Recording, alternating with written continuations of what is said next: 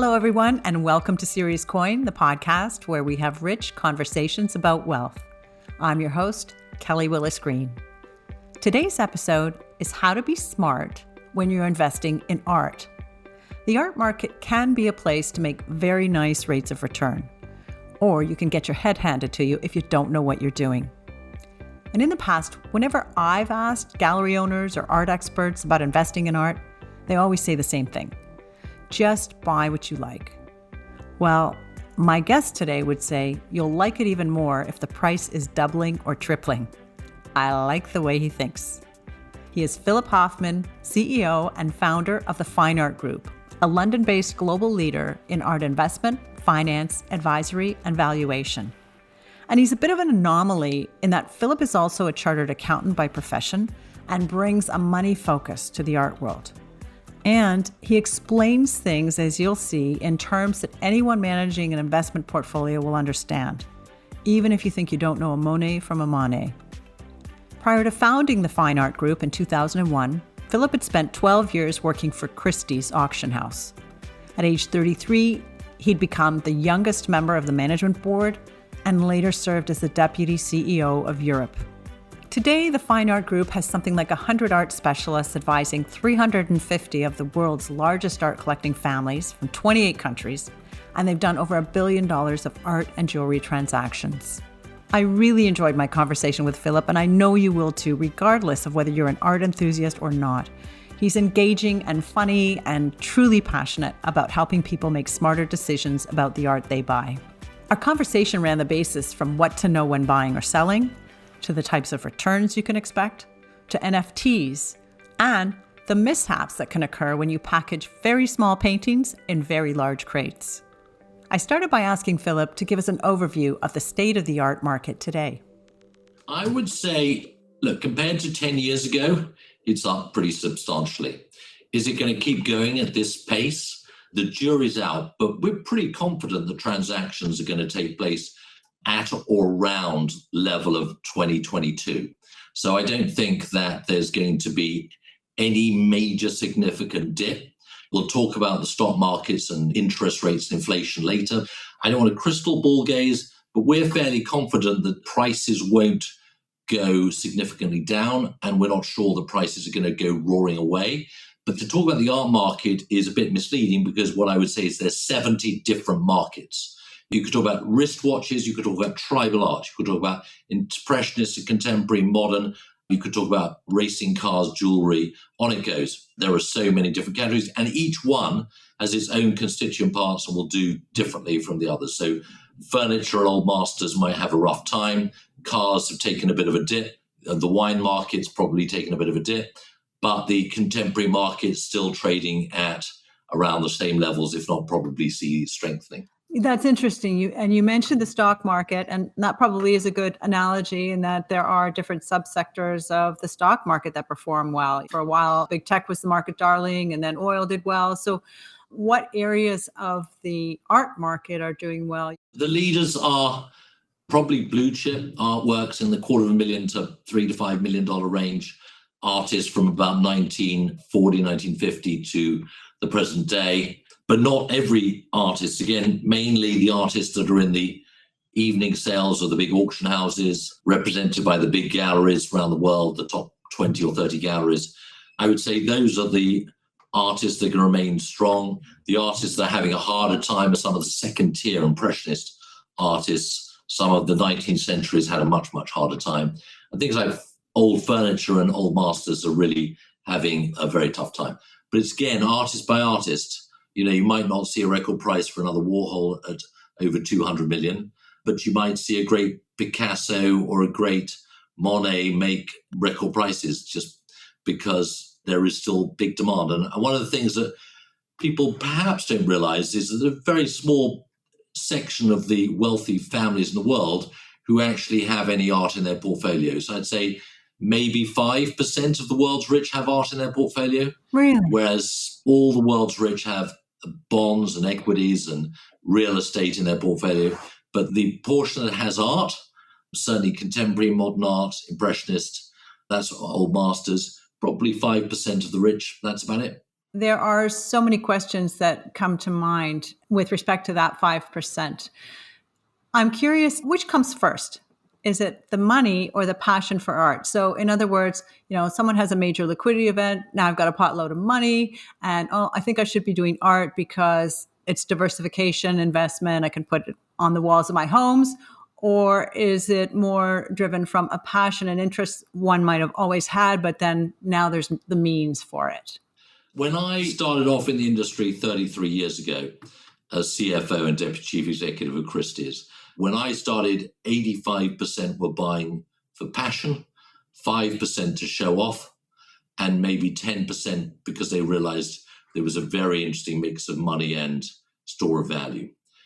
2023, I would say that probably 70% are buying for money, probably 10 or 20% for passion, and the balance to show off as a status symbol. And obviously, everybody can persuade anybody that I bought this picture because I love it.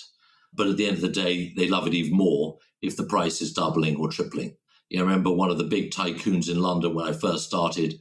I went to see him as a household name, owns one of the biggest fashion chains in the world. And I went to see him and I said, look, what about investing in art 23 years ago? And he said, what's the return on art? And I said, the return on art is probably 8 to 12% a year. And he said, have a look on my walls. And I said, there's no art. He said, that's what I think of art, nothing. And he said, can you make me 800 to 1,000% a year? Because that's what I've just taken out of my business in the fashion world, $1 billion. I said, I can't make you 800 to 1,000%. I have made a deal which made 1,000% in a day or as an IRR, but not on an annualized return. 2 years later, I saw him at Annabelle's in London, and he said, Philip, come over to my table. He used rather more abusive words than that, but I won't repeat them. And he said, come over to my table. And he said, this boy is very smart.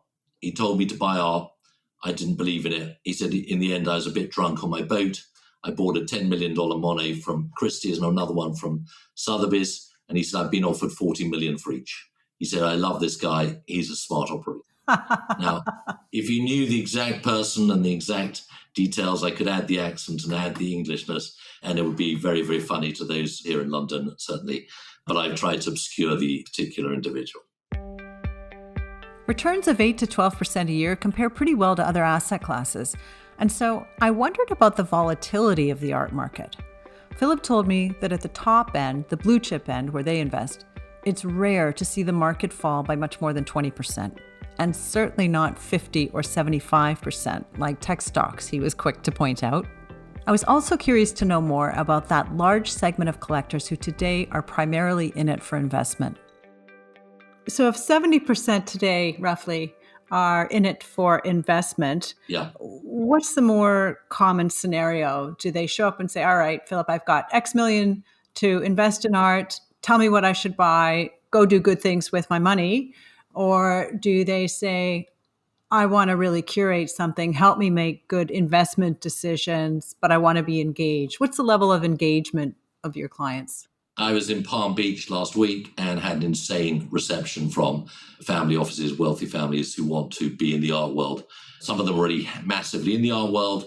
Some of them say, look, I'd like an audit of what I've got, which is basically, I've got 80 people in my business, and we sit there and there's something unique to the Fine Art Group is we'll actually do not an appraisal. We're not going to give you a value of what your collection's worth, but we'll tell you what's going up, what's going down, what you should get rid of, what you might want to keep for sentimental reasons, what's going to make you the most money, what's going to lose you the most money, and what's the most liquid and what's the most illiquid, and for next generation, how you should pass it over and so on.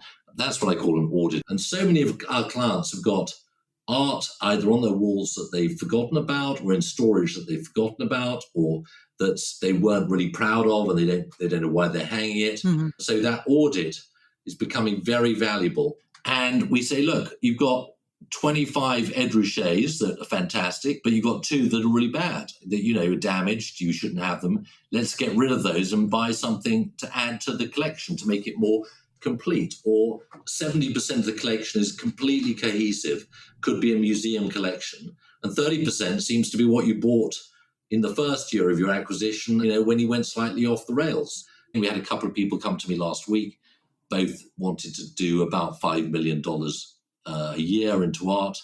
They sold their company. One sold the company, others been very successful in his private equity ventures, and they want to put money into art. One had bought art, spent about 2 million in art.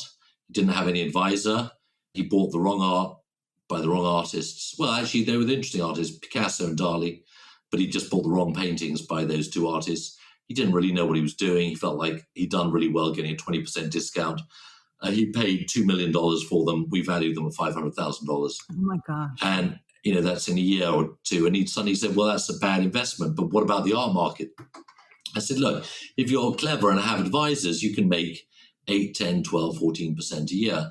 If you don't know what you're doing, a bit like the stock market, you can lose 75% if you don't understand it. And the majority of people buying art, they spend the same amount as they do on a business or on a real estate deal. And yet, in a business, they bring in an accountant, a tax lawyer, an advisor, they send in a team of analysis, and they spend months deciding on how to allocate that 5, 10, 50, 100, 500 million.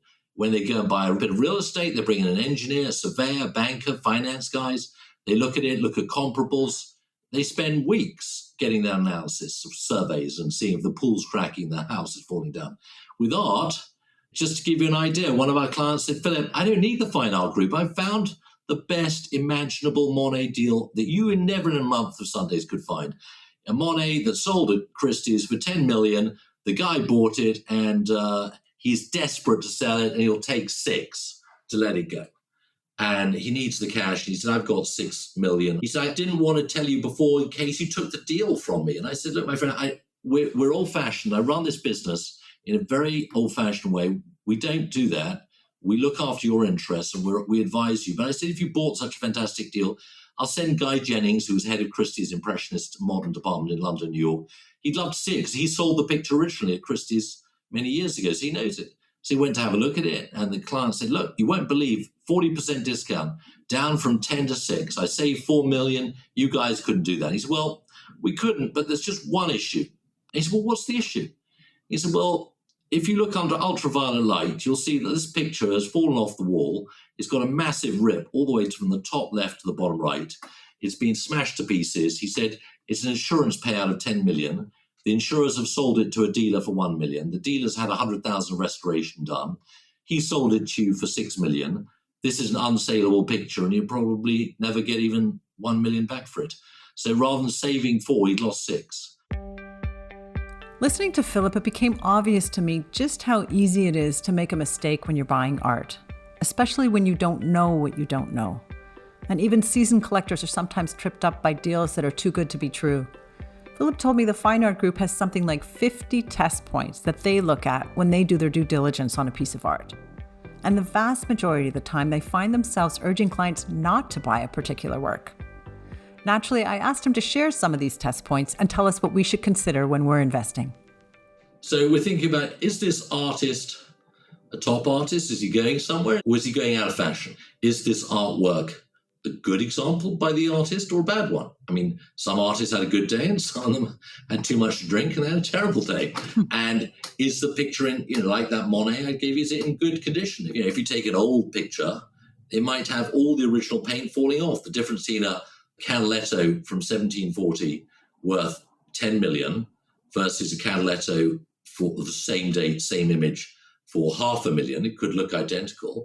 The fact is that the paintwork could have all fallen off and been replaced in the last 20 years. And whilst there may be a tiny bit of the original Canaletto, 95% might be brand new. But you wouldn't know that. Most people wouldn't know how to tell the difference between old paint and new paint. And these days, they're so good at disguising it that you need to be an expert to know how to test whether it's old paint or new paint. People say, look, I've got a Leonardo da Vinci you can buy for half the price, authenticated by so-and-so, such professor. The fact is that there are only probably 1 or 2 people who can authenticate any particular work of art in the world. And having some random professor from any university or some random art expert authenticate is meaningless. Getting an authenticity certificate is meaningless. Lots of people say, I went to an auction house and I got an authenticity certificate. I got a really good deal on a Basquiat. They bought 5 pictures in Los Angeles from an auction house, $100,000 each, all sounded cheap, too good to be true, all with authenticity certificates. They're all fake. And he said, what do I do? And I said, look, go back to the auction house, ask for your money back. And they said, well, we think it's genuine, and we gave you an authenticity certificate. And there's a long, drawn-out proceedings for that type of thing to try and... But you could save so much time if you just hire the experts in who know what they're doing. There are 4,000 art advisors around the world. There are about 10 who actually know what they're doing. And do certain experts specialize in certain periods or certain artists? The majority of art advisors focus in on the top categories. So we have 40 advisors within our group that cover everything from rare cars, Ferraris, to rare watches, Patek, Rolex, to wine, to impressionist and modern art, contemporary art. And each one has an individual expert. So for an art advisor to tell you they're an expert in all those categories is a bit like saying, I mean, I did have a client who said, Philip, I know about old masters, I know about impressionists, I know about contemporary, I know about wine. And I said, well, I wish I'd known you when I was running Christie's, because I could have sacked 70 staff and just hired you. So every expert is 25 years of expertise in that area. Well, sure. And again, if you look at the investment securities markets as well, it's similar. You have a small cap manager or emerging markets manager. Exactly. And people forget that. That's the one thing that I'm trying to bring back into the art world, which is really lacking in 2023, which is that professionalism around the art market and the connoisseurship. So we have art historians who can talk the hind legs off telling you about a particular artist. But at the end of the day, they have a team checking value, doing all those due diligence checklists. So nothing is bought for our clients. So we stop our clients buying 90% of the art they look at. 90% of the time, we say, don't buy it. It's overpriced. It's in bad condition. It's the wrong painting. It's by the wrong artist. It's been seen around the block 25 times. You're not going to make any money, or it's damaged. It's restored. It's a fake. There's so many reasons why we don't, and only 10% of the time why we say go for it. If the deal's not right, you've got to stop your client doing it. Or I give them advice. I say, look, the gallery or the auction house want 1 million. We think it's worth 600,000. We would pay 600 as an investment. We'd pay 600 if we're buying it. But if you really love it, maybe you want to go to 700, or maybe you want to go to 800. But I see a lot of pictures being asked 1 million that we wouldn't pay 250,000 for. And I had one client in Florida. They said, I went to the house and they said, we bought this great picture for $1 million, and we're really thrilled, and it was bought from a very, very prestigious place. And we're really thrilled until we found out that our next door neighbor 3 doors along had bought the very same picture by the very same artist just 6 months earlier, but same image and so on, for 500,000. They paid $1 million. And they said that our advisor didn't tell us that. And I said, well, the advisor was working for the seller, not for you. But they made you feel good about buying it. And it wasn't their obligation to tell you that you were paying twice as much as you should do. Our obligation is to look after our clients' interests. And we're hired by the buyer, or we're hired by the seller, and we make it quite clear who we're acting for. If the fine art group is advising clients not to buy or negotiating a lower price, it made me wonder how they get paid. Philip said that every member of his team has a salary and is paid out of the profits of the group. In other words, there are no sales commissions. Instead, clients are charged a retainer for advice, and that can range anywhere from $25,000 to $1 million, depending on whether somebody wants to buy just a few pictures or build or sell a whole collection. And since I always have my investment hat on, I wanted to know, is there anything that can be done by an owner to enhance the value of their art collection once they've bought? Yes. I mean, a lot of our clients asked to think about putting the picture or their collection on loan to a museum. Obviously, if it's on loan to a major museum versus a minor museum, it's much more important. We have lent pictures to Monet exhibitions, Canaletta exhibitions, Condo exhibitions, and so on. And that's advantageous. Obviously, the storage of works of art and how you treat it is really important. I mean, I had one of my clients in London. He owned one of the biggest art insurance companies, and he asked his shipping company in London to move it 200 yards from his old office to his new office. And it was a Damien Hirst medicine cabinet. So it's about 3 foot long by 2 foot high, with all the medicine bottles and boxes inside it. And the shipper said it would be $2,000 to ship, to move it. And he said, I'm not paying $2,000 to move one work of art from my old office 200 yards to my new office. He said, I'll get Bert, the driver, to do it for me. And he rang Bert and he said, Bert, come and have a look. I'd like you to move this. He said, Governor, I'll have it done in no time. And he said, look, there's no rush. Just do it in your own time. Do it properly. My friend left for lunch and he came back, and Bert, his driver, was standing at the front desk of the big insurance company in London and the city. And he said, Governor, you won't believe Damien Hirst looks better than ever. So he said, what do you mean? It looked very good when I saw it in my old office. He said, well, you come and have a look. And he walked in. He said, Governor, look, I've now reordered all the boxes in descending order. I got rid of the ones that were rather dented. No. And he said, it looks so much neater and really beautifully organized. He said, I think you'll be extremely happy now. And he said, Bert, he said, what have you done? Luckily, they managed to find a photograph of how it should look, and they managed to remove all the boxes of medicine boxes from the waste paper basket where they'd been thrown, and they managed to put most of it together again. But people just don't realize putting a watercolor in the window, near light, it fades. You could buy a cartoon from the Disney set. Again, the pen fades, so you end up with nothing on it. So you could lose, if you don't know how to conserve works of art, you don't know how to handle the works of art, you don't know how best to look after it, if you don't know how to move it, you can turn something. I had a Rembrandt work on paper, which a client was very worried about selling, and sent it to the auction house when I was there 30 years ago. And he said, I put it in a huge 4-foot by 2-foot crate so no one can miss it. And it's just a small work inside it. He said, I'll send it to you at the back door. And I was at the auction house, and the client rang the head of the old master drawings department and said, Francis, he said, the shippers have told me that they've delivered the crate to the back door of the auction house. Can you go down straight away and just check it's all fine? And he said, I'll go down straight away. And he got distracted by a half-an-hour phone call, and eventually got to the back door of the auction house and found the porters. And he said, there's a huge crate with a Rembrandt in it. Where is it? And they said, sir, there was a big crate that arrived. We had a look inside. We couldn't see anything inside, so we've shredded it. The Rembrandt went through the shredder. No. Because it was such a big crate and the picture was so small inside it, and the porters didn't know what they're doing. I thought the shredding was more of a contemporary art thing. That's, yes, more of a Banksy thing, indeed. So say someone wanted to sell their art collection, as Michael Caine did last year, as I think the estate of Paul Allen sold 150 works. And in both those cases, they sold directly with the auction house. Yeah. Why not do this? Well, I think there are 3 or 4 options. So we've acted for some of the biggest families around the world. And some of them want to sell privately. Some of them want to sell at auction. Some of them want to sell through a consortium of dealers. And some want to take art financing, borrow money against it instead of selling. There's another option. There are multi-strategies according to what the type of work of art is. And auction is not always the best route. If you got an average work and you want to put it through the auction, it's quite likely it will do below average. Why is that? Well, one of the issues is that the auction houses are smaller than they used to be 5 years ago. They've shrunk in terms of staff and in terms of time they can allocate to spend on marketing. Now, there are some collectors who are addicted to collecting, and some of those collectors don't want to buy at auction.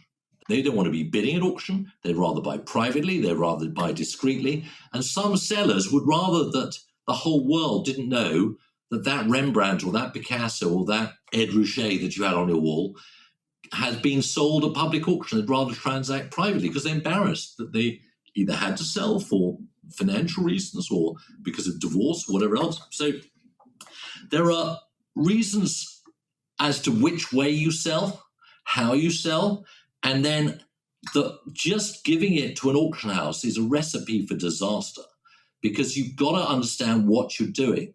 So, I suppose it's a bit like saying to an estate agent, could you sell my house for me? And they don't take any photographs of the house. They just say it's in New York, it's down one of the side streets, and it's a nice place, and it's $4 million. And you say, well, what are you doing? I mean, this is outrageous. Nobody knows what it looks like, where it is, how fantastic it is, the inside. And I'm afraid that's what the auction houses can do.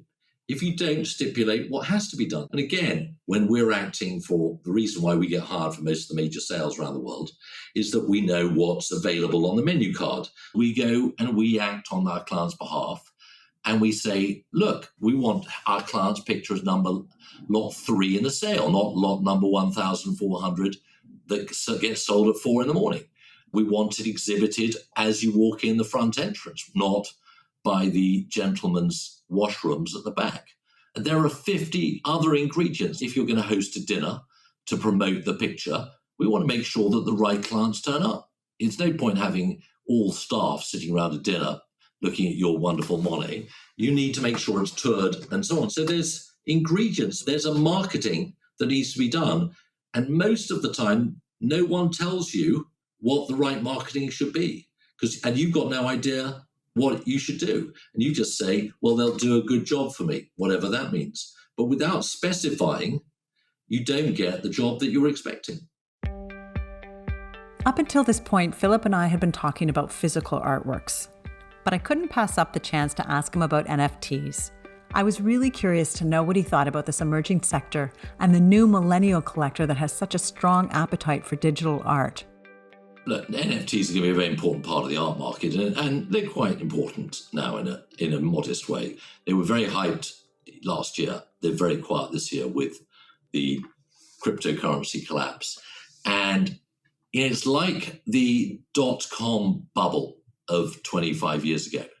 There were certain ideas that came up that were really interesting, went soaring off. A lot of people sold out, moved on. That's what's happened in the NFT market. There was a lot of hype. A lot of the West Coast, Seattle and Silicon Valley and so on were very excited about it and saw it as a very fast and easy way to both make money and own art. And the traditional art collectors stayed away. So the majority of the big art collectors didn't touch it. We had analysts sitting looking at the market. I spent $3,000 personally buying an NFT for the experience to understand how it would work with a wallet, how would you safeguard it. And I got my experts to do the analysis. And I said, look, let's put a quasi portfolio together that's in NFTs that's actually imaginary rather than actual, because I'm not putting anybody into it until we can show over a 1, 2, 3 year period that you can build a sensible track record. Well, by the time we'd started that quasi-imaginary portfolio, it had imploded by 75%. So we never went into it. We didn't advise any of our clients to it, but we produced analysis of what we thought. And we said, just watch this space, and this is where it could be interesting. So it's going to be important. It's going to be interesting. Right now, there are far too many options, far too much choice, and it hasn't been narrowed down to who the major NFT artists are going to be over the next 20 years. There's going to be a big shake-up, and it was too dominated by financial players rather than artists and collectors. It's clear that Philip has an expansive knowledge of the art market, and he's got brilliant stories. But he also has a fascinating founder story.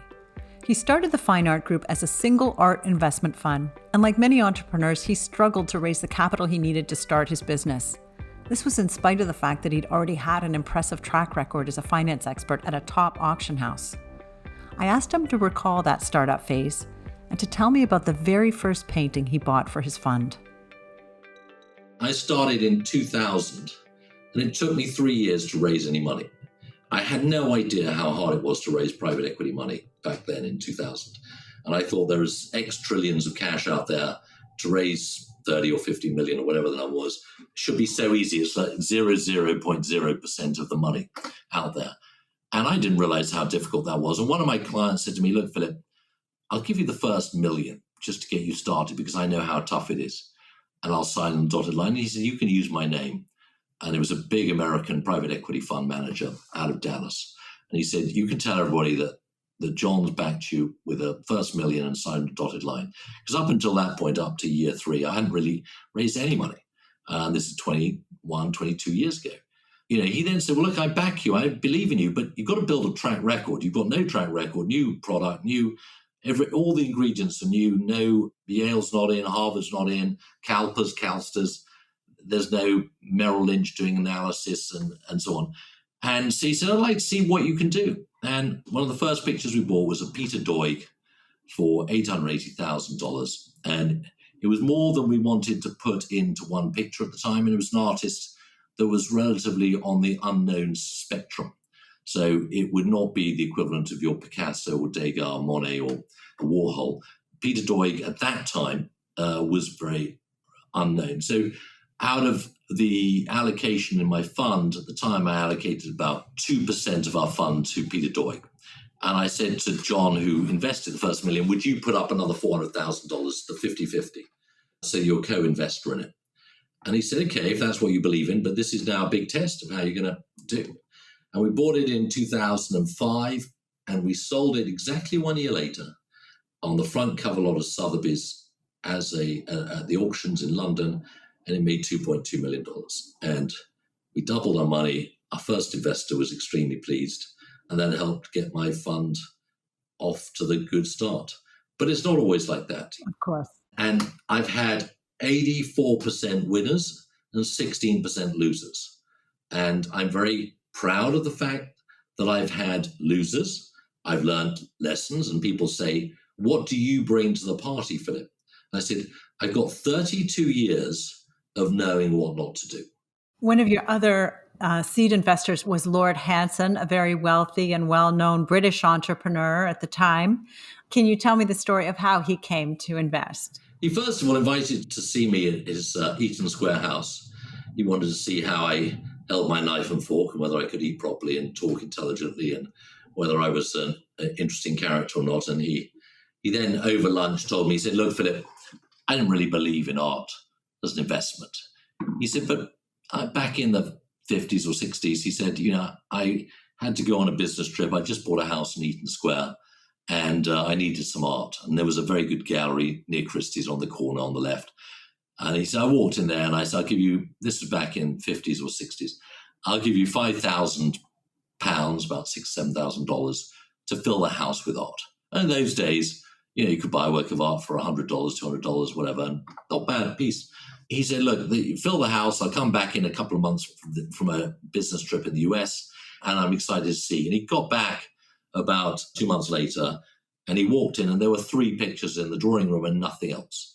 And he said, he rang the gallery, and he said, where are the other pictures? And he said, well, we spent the $7,000 on those 3 pictures. And he said, are you crazy? I told you to fill the whole house with pictures. What? Are you nuts? This is the most stupid thing I've ever heard. What have you bought me? And they said, well, we bought you a Modigliani, a Monet. I can't remember what the third one was. And he said, Philip, I had such a fit with the dealer. And 20 years later, I sold the Monet for like $4 million. I sold the Modigliani for $3 million. He said, what a fantastic investment. It was so right what they did. I'm so glad they didn't fill my house with lousy art. They picked 2 or 3 really great pictures. So that's back to your point about blue chip and quality and a store of value. Yeah. Again, it's so familiar to people who are investing in stocks and bonds. A lot of parallels here. So I can't help but ask it because I'm curious. Did you grow up with exposure to art? Was there art in your family home? I came into the art world by mistake. Yes, my grandparents had art, but my parents weren't art collectors. And when I was at university, I started buying antiquarian books from the 18th century and an eccentric artist called William Heath Robinson, who was a cartoonist in the UK. But I wasn't really interested in art. I was interested in being a businessman. And then the company I was working for, KPMG, said, you're a great troubleshooter, you're a great fixer, and we got a job for you at Christie's. And I said, I'm simply not interested. It's a very boring auction house with a lot of very uninteresting people selling Rembrandts, which don't really get me excited. I said, well, how long is it for? Like 3 months? And they said, no, we're putting you in as CFO. I was 27, CFO of a major company at that stage was quite an interesting role.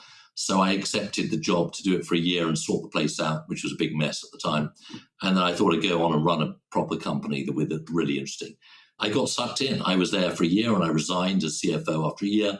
They said, would you stick on to become deputy chief executive and help us run the group around the world? And I was on the board for about 12 years. I had no idea when I entered just how fascinating and how dynamic it was, dealing with the most interesting families, from the Safra banking families to the Rockefellers to the, all the names that we all know and love or read about, and suddenly, realize the complexities of the market. It wasn't a case of that picture's expensive, that one's cheap, that's good or that's bad. Every picture had a story around it, often very funny. And I had a lot of laughs at Christie's. And then at the end of 12 years at Christie's, I decided to set up my own business and be the entrepreneur I wanted to be. And now the Fine Art Group's about 30% down the route of where I want to be. And here we are. Well, listen, thank you. Thank you for sharing your story and enlightening us on the art market. I'm struck by just how much there is to know and how important it is to get good advice. So thank you for that. I want to close out, as I always do at the end of these podcasts, with just a few rapid fire questions. We've been talking about art and shift a little bit to talk about money and get your quick take on a few things. Philip, what is the best piece of money advice you have ever been given or you have given to someone else? Don't do anything that you don't understand. You mentioned you deal with some of the richest people in the world and you have built a very successful business. What is something that you think most people who perhaps don't have a lot of money would be surprised to know about what it's like to have wealth? I don't think having wealth gives you happiness. The majority of my clients are incredibly wealthy, but do I want to step into any of their shoes? No. Wealth does not bring instant happiness. It brings problems with it and complications. So the illusion that when you get from X million to X hundreds of millions or X billions that your problems are solved, they probably only just start. Which is more difficult, creating wealth or managing wealth? Well, I know what I enjoy more, which is creating wealth, and managing wealth is probably harder. It's amazing the number of people who say that. Warren Buffett has said that independence for him is the ultimate luxury in life, which he defines as being able to associate with only the people that he wants to, both in business and his personal life. How would you define luxury? Well, luxury for me is running my own business, working with people I respect. Many of them are much more intelligent than me. Many of them are smarter than me, but I enormously enjoy being with them. And they know that I'm providing something they can't get, which is excellence in our field that I put together. And that, for me, to have the time to work with people I want to work with is a luxury for me. I hope you enjoyed that conversation as much as I did.